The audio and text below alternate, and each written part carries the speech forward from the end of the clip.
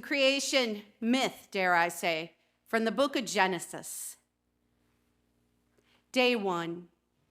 In the beginning, when God created the heavens and the earth was a formless void, and darkness covered the face of the deep, while a wind from God swept over the face of the waters. Then God said, "Let there be light," and there was light. And God said that the light was good, and God separated the light from the darkness. God called the light day, and the darkness he called night. And there was evening, and there was morning, the first day. Day 2, and God said, "Let there be a dome in the midst of the waters, and let it separate the waters from the waters." So God made the dome and separated the waters that were under the dome from the waters that were above the dome. And it was so. God called the dome sky, and there was evening and there was morning, the second day.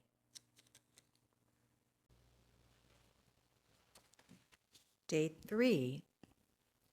And God said, "Let the waters under the sky be gathered together into one place, and let the dry land appear." And so it was. God called the dry land earth, and the waters that were gathered together he called seas. And God saw that it was good. Then God said, "Let the earth put forth vegetation, plants yielding seed, and fruit trees of every kind on earth that bear fruit with the seed in it." And so it was. The earth brought forth vegetation, plants yielding seed of every kind, and trees of every kind bearing fruit with the seed in it. And God saw that it was good. And there was evening, and there was morning, the third day. Day 4. And God said, "Let there be lights in the dome of the sky to separate the day from the night, and let them be for signs and for seasons and for days and years. And let them be lights in the dome of the sky to give light upon earth." And so it was. God made 2 great lights, the greater light to rule the day, and the lesser light to rule the night, and the stars. God set them in the dome of the sky to give light upon the earth, to rule over the day and over the night, and to separate the light from the darkness. And God saw that it was good, and there was evening and there was morning, the 4th day. Day 5. And God said, "Let the waters bring forth swarms of living creatures, and let birds fly above the earth across the dome of the sky." So God created the great sea monsters and every living creature that moves, of every kind, with which the waters swarm, and every winged bird of every kind. And God saw that it was good. God blessed them, saying, "Be fruitful and multiply, and fill the waters in the seas, and let birds multiply on earth." And there was evening, and there was morning, the 5th day. Day 6. And God said, "Let the earth bring forth living creatures of every kind, cattle and creeping things, and wild animals of the earth of every kind." And it was so. God made the wild animals of the earth of every kind, and the cattle of every kind, and everything that creeps upon the ground of every kind. And God saw that it was good. Then God said, "Let us make humankind in our image, according to our likeness, and let them have dominion over the fish of the sea, and all over the birds of the air, and over the cattle, and over all the wild animals of the earth, and over every creeping thing that creeps upon the earth." So God created humankind in his image. In the image of God he created them. Male and female he created them.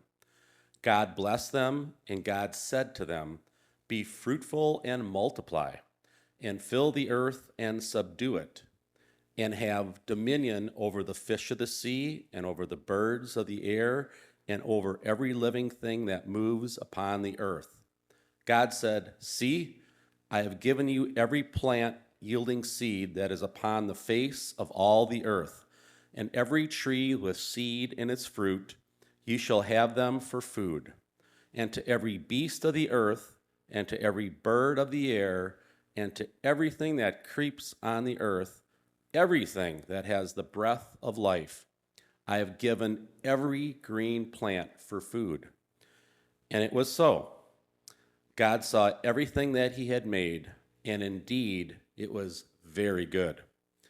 And there was evening and there was morning, the sixth day.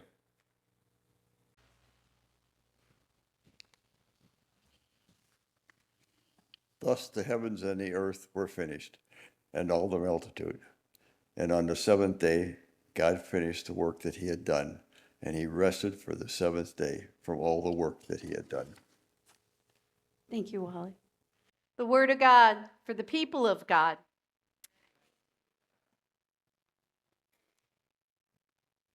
Now, I told you today was a little bit chaotic, and sometimes in chaos, there's discomfort.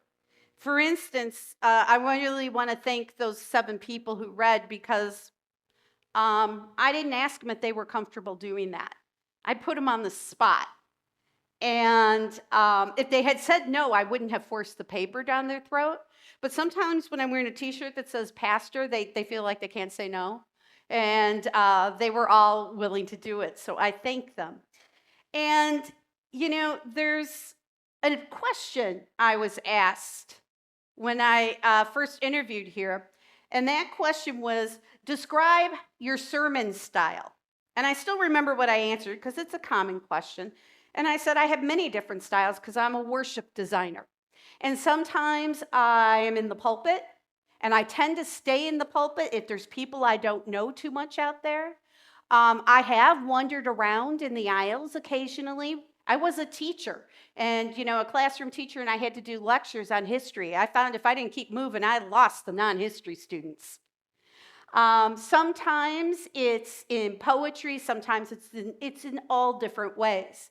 I did say that the one thing I definitely did not do was that I don't endorse any one way to do anything. No one way to vote, no one way to believe. I try to stick to issues and not people. But sometimes pastors will tell you that they have all finished a sermon and gone to the back and gotten their coffee and stood in line, and people have come through and they say to you, "Oh, I loved when you said this, this, this, and this." And you did not say this, this, this, and this. And it's happened to every minister I've ever known. John and I have talked about that a million times. Jim Bird and I have talked about it a million times. And, you know, I don't know what everybody's going to hear today. But what I want you to do is just be open to the new. I am sitting up here in this chair because this is the most uncomfortable chair in the church, especially if you're 5'1".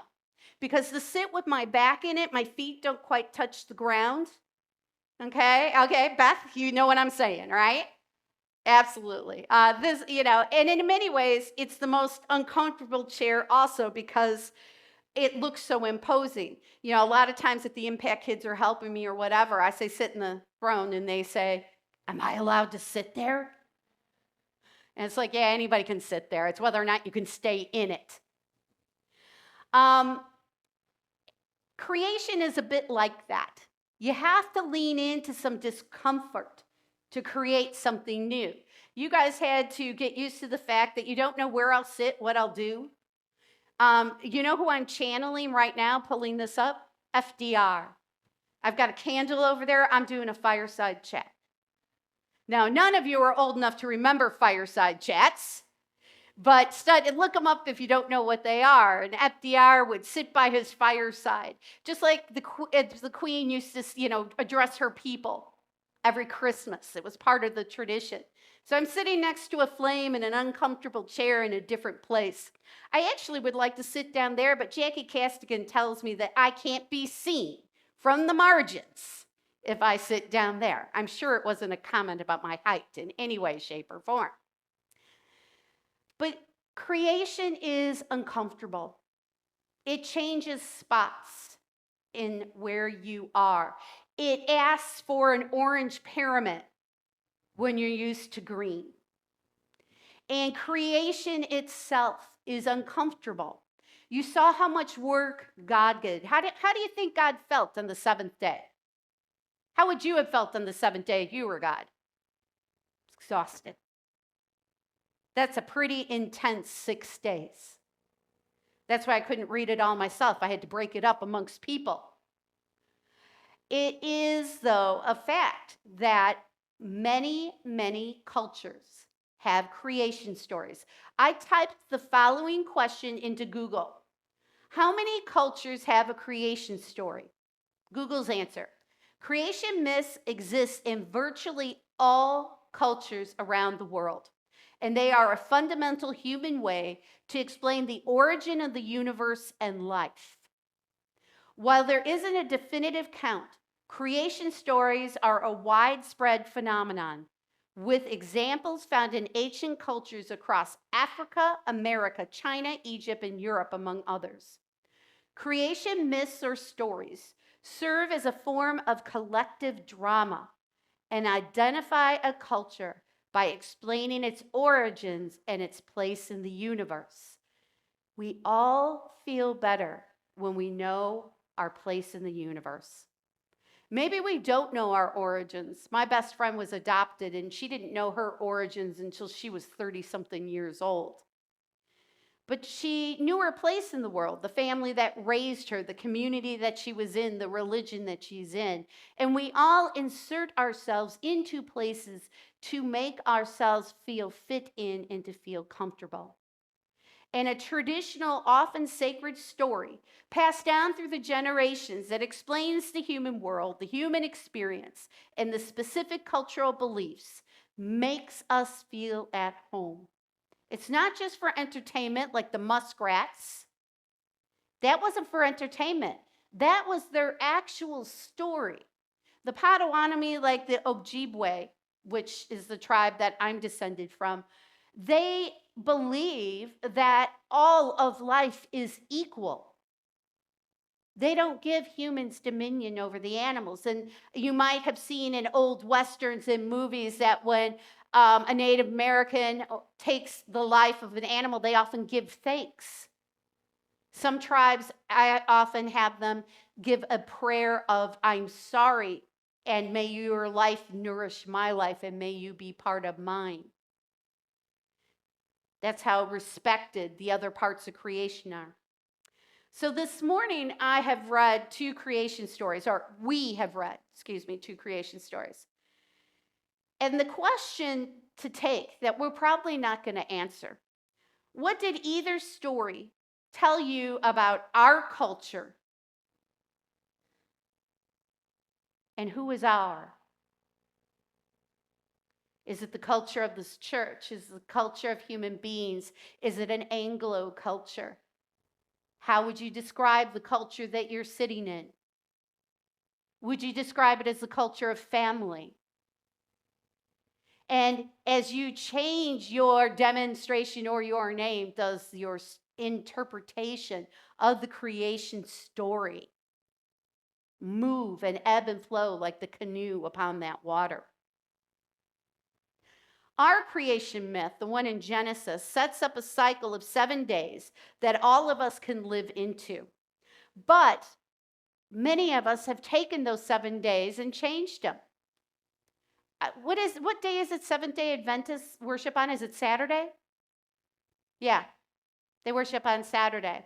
I lived in Skokie for many years, and the whole rhythm of the entire town changed at sundown on Friday, whether you were a Christian or not. And what I found is it was the absolute best time to go grocery shopping. all there were Christians and Muslims in the grocery store. It was a much smaller population.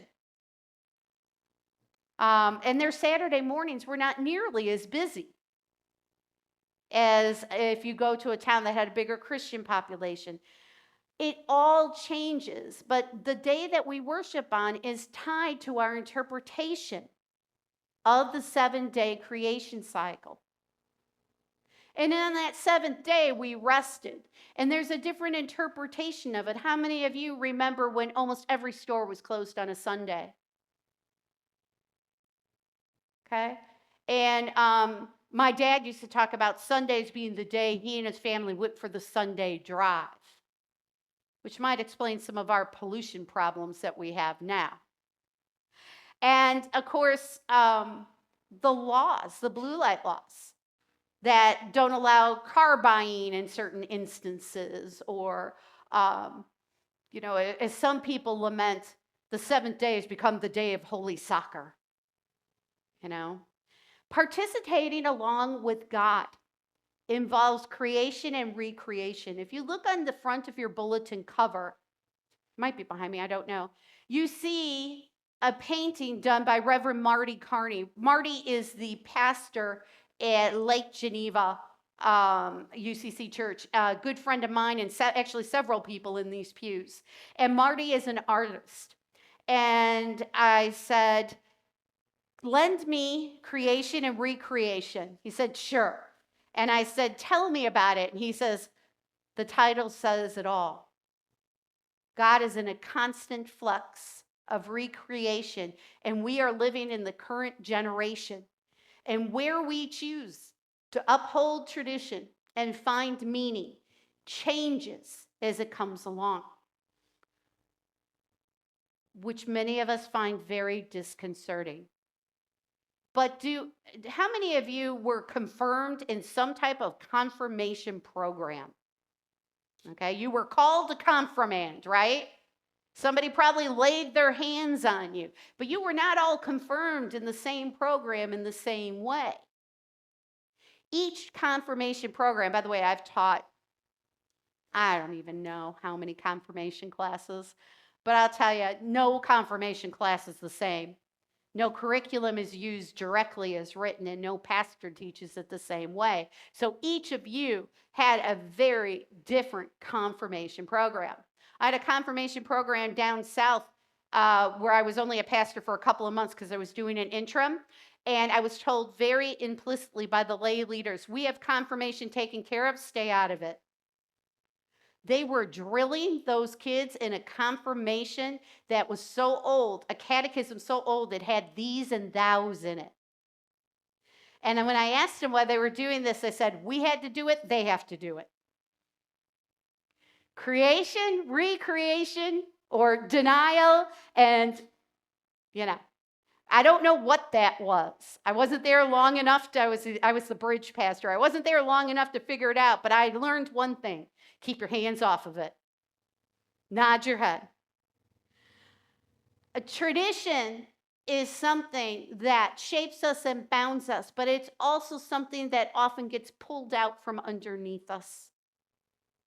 I had a family member recently move into assisted living, and that change was a devastation to her world. All the traditions that went with her home are gone. And the problem isn't that new traditions can't be made. The problem is a refusal to make them because she's still mourning. Grief changes traditions. Grief changes this world. And it changes what we create and how we are recreated.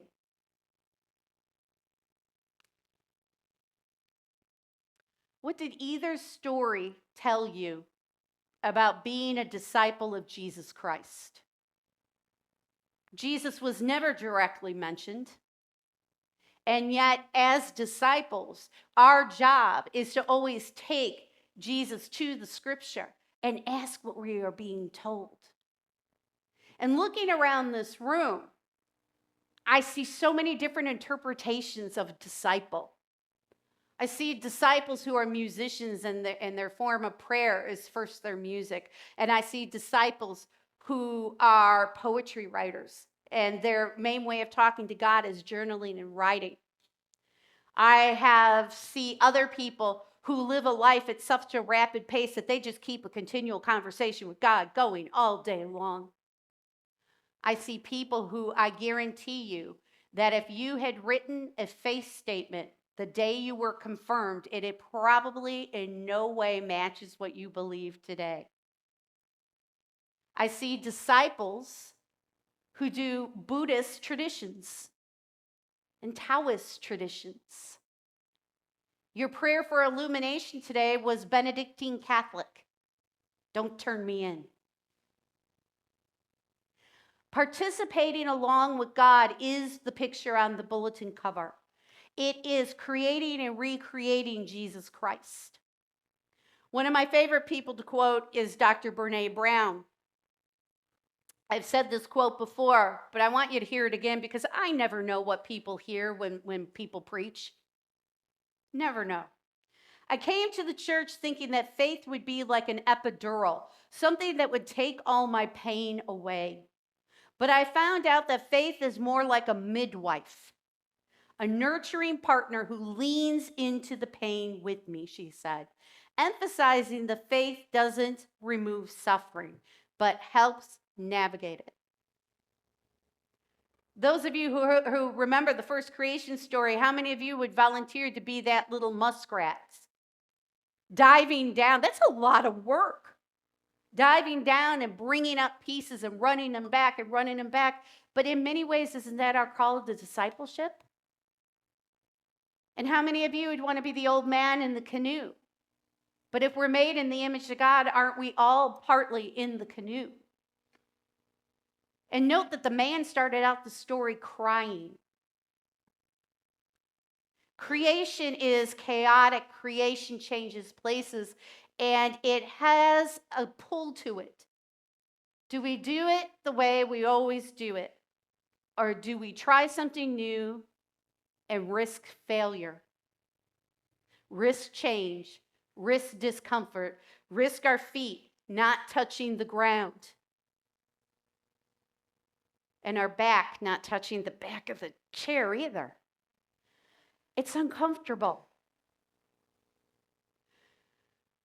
There's a famous theologian named Phyllis Tickle, and her famous quote is this: every 2,000 years, the Christian church, let me put it this way. Every 500 years, the Christian church holds a rummage sale.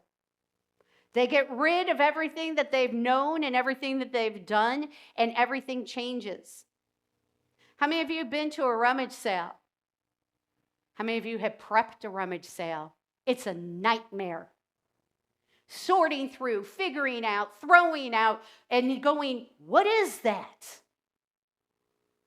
And people disagreeing, and people pricing, and where does the money go, and where does it go? Every 500 years, the church holds a rummage sale. Does anybody know how many years ago the Christian or the Protestant Reformation was? 508. Ladies and gentlemen, we are a rummage sale generation. We are living in the church in the midst of change. People are coming and people are going. The average age of the church has aged, and one of the reasons for that is there are less young people than there used to be. There are more baby boomers. The baby boomers are getting older, but the generations afterwards weren't as large. And then it comes to people leaving because the church isn't offering what they want. The New York Times has recently done a really interesting series of articles. They concluded it, I think, this summer over the fact that, yes, people have left churches, but now the swing is coming the opposite way, and more people are visiting churches. And their question is, if I come here, how will that affect my life? So the question for those of us who are always here, or at least feel like we're always here, is this: is our ministry for us that are here, or is it more for those who aren't here yet? And I think the answer is both. So as we're in this stewardship drive, and as I'm sitting in this very uncomfortable chair, and that I'm going to buy a pillow for, I'm going to tell you two things about my wishes and dreams for growth. And they're not going to be what they think you're going to be. I don't think. We'll see. And again, what was I told was your primary goal when you were looking for a pastor? grow the church, which, by the way, I hope you know no pastor can do. It is something that can only be done by every muskrat that there is. And by total and complete faith in God over and above yourself, which is what Jesus Christ taught. So the two things I put before you, the two things that have inhibited, I think, in a way, why we've had some growth, have inhibited our ability to grow more. The first thing is our budget, because we're budgeted to maintain and we're not budgeted to grow. Every time there's a new idea, what's the question? How are we going to pay for it? Because it's not in the budget. This is why there's these things called miscellaneous files and line items. But we don't even really have a lot of those. And let's face it, change happened during COVID that we are still recovering from. We spend our money differently post-COVID than we did pre-COVID. How many of you, would you put up a slide that shows the projector issue that we're having? Just something, anything. Yeah. See the yellow? Yeah, we're losing a projector. How many of you think of the projector as brand new? It isn't. We're continually changing. I've been telling people it's reflection from the stained glass window. It's amazing I don't get struck dead. So that's one. And what does that mean? And that's something we need to explore in the next couple of years. And that's something our finance team, newly reformed, is looking into us. And the other thing, you're not going to believe it, I sound like I should be in Hollywood or downtown Chicago, is publicity. Because let's face it, we have to find ways to communicate that are not ways that we here communicate. We have to learn new ways to communicate. We have to maintain old ways to communicate. And people who know every different way to communicate are in an age group that isn't here, or they're still working. And they don't have the time to dedicate to the full job that publicity is. I think we're called to actually make it somebody's job. But Pam, what's the question? How are we going to pay for it? So we have some growing to do. We have some things to do. But I'd like you to then think of it this way. Look at your bulletin cover. It is creation and recreation. Every 500 years, every 5 years, maybe every year. And how are we called to participate, and what are we called to be? I am going to go through the week trying to be a muskrat and see what it teaches me. And what I hope is that the sermon or the fireside chat is not the end, but the beginning of conversations. Conversations with me and other people. Creating the future, part 2. What do we need? And how will we pay for that? And what are we called to do? And how does it reflect Jesus Christ? Amen.